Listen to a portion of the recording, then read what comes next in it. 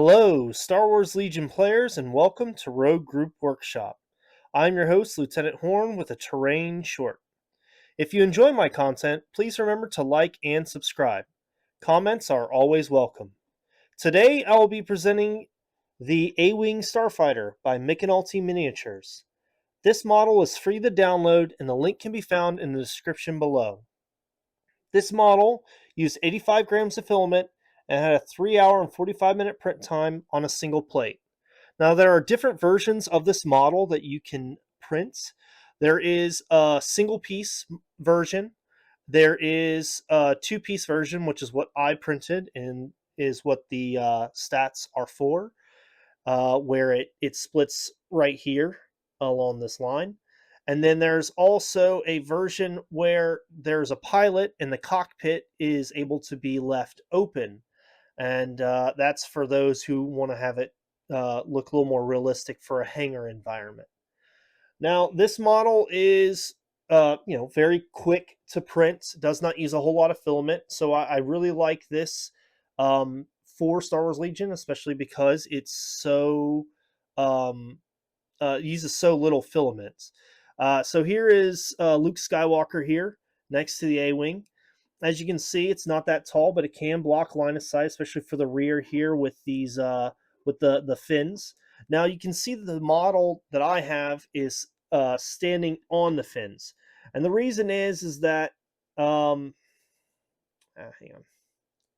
that the landing gear here, you can see the two little dots, they broke off, and normally I'd go, oh, I'll just print off new landing gear, but in this case, it works just fine standing on the fins, and I don't have any problems with that. The front landing gear is not really that flimsy, but the rear ones, they just didn't print out very well in the model I used. But as you can see, there's a solid amount of detail, which for McAnulty Miniatures, that's normal for these kind of models. I just did a cream-colored base, painted the corn red on for the stripes and the engine nacelles, and then black for the weapons and the cockpit, and then I just did a wash. And you could do dry brushing, that works just as well. I just like the way the wash looks on the cream. As you can see, the fins do block line of sight for individual characters and maybe even some smaller squads of 3 or 4 maybe miniatures. But it is open on the bottom here, and that does allow fire to go through, so it ends up just being a heavy cover model. Again, that's up to you and your opponent if you want to just have that closed off, kind of like a piece of area terrain. That is purely acceptable. I will say that this model is relatively small. You will be able to fit only an emplacement trooper like a mortar trooper or a Mark II Rebel trooper on the front here. Otherwise, you risk the model sliding off. As you can see here, I can tilt the Mini from side to side, but my bases are weighted. If you don't use weighted bases, they kind of like to slide.